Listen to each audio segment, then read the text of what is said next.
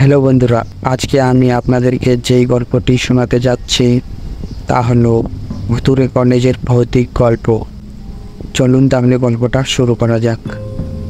প্রিয়াঙ্কা একজন ছাত্রী ছিলেন যিনি একটি সুন্দর ছোট্ট শহরে থাকতেন।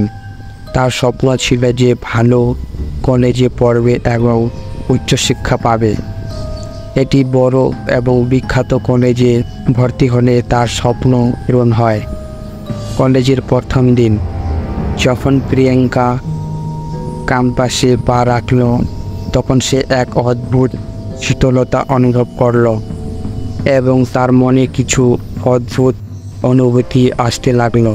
প্রথম দিন থেকেই কিছু অদ্ভুত ঘটনা ঘটতে থাকে। কোনো কারণে প্রিয়াঙ্কার মন তাকে একটা ফাঁকা ক্লাসরুমে নিয়ে যেতে থাকে, যেন কোনো অদৃশ্য শক্তি তাকে ডাকছে। তার সব সময় মনে হতো কেউ তাকে ডাকছে। তার বন্ধুরাও তাকে টিচ করত যে হয়তো তার একজন চমৎকার সত্যিকারের সঙ্গী ছিল, যার নাম সে এখনও জানে না। শ্রেণীকক্ষে অধ্যয়নরত অবস্থায় তার সব সময় মনে হতো কেউ যেন ক্লাসের দরজায় দাঁড়িয়ে তাকে দেখছে। এই কারণে এখানে এবং সেখানে তার চোখ সরানো কঠিন ছিল।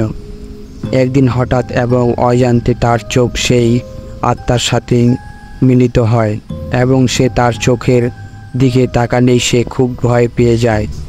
কিন্তু সে তার চোখে অদ্ভুত কিছু দেখতে পেল। মনে হলো সে তার সাথে তাকে আমন্ত্রণ জানাচ্ছে। তাই একদিন প্রিয়াঙ্কা সেই খালি শ্রেণীকক্ষে গিয়ে দেখার সিদ্ধান্ত নিয়েছিলেন এটিতে সত্যিই বিশেষ কিছু আছে কি না। যখন সে শ্রেণীকক্ষে পৌঁছালো, সে সেখানে একটি পুরনো এবং ভীতিকর ছবি দাঁড়িয়ে থাকতে দেখল। তিনি একটি সাদা শাড়ি পরেছিলেন এবং তার চোখে একটি বিভ্রান্ত চেহারা ছিল এবং সে খুব রহস্যভাবে তার দিকে তাকিয়েছিল।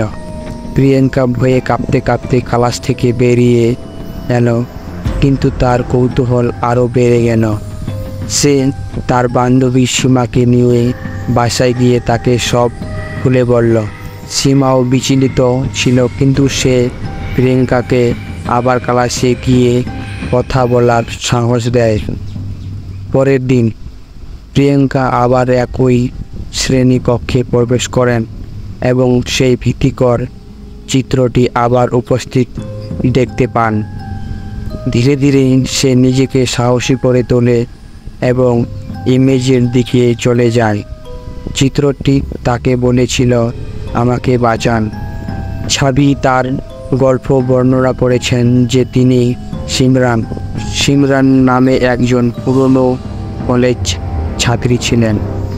তিনি হঠাৎ মারা গেলেন এবং তার আত্মা এখনও সেই কলেজে আটকে আছে।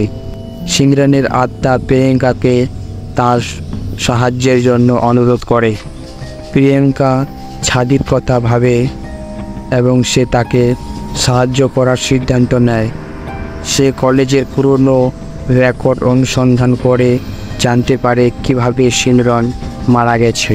পরে প্রিয়াঙ্কা এবং সীমা একসাথে একটি পুরনো লাইব্রেরির সাহায্য চায়। সেখানে তারা একটি পুরনো বই খুঁজে পায় যাতে সিমরানের গল্প রয়েছে। বইটিতে লেখা ছিল যে সিমরান অস্বাভাবিকভাবে মারা গেছে এবং তার আত্মা এখনও পৃথিবীতে বিভ্রান্তে রয়েছে। প্রিয়াঙ্কা এবং সীমা একসাথে সিমরানের আত্মাকে শান্তি দেওয়ার চেষ্টা করেছিলেন এবং তাকে তার শেষ যাত্রায় পাঠিয়ে দিয়েছিলেন। এরপর কলেজে কোনো ভীতিকর ঘটনা ঘটেনি এবং সকল শিক্ষার্থী শান্তিপূর্বকভাবে পড়াশুনো চালিয়ে যাচ্ছেন।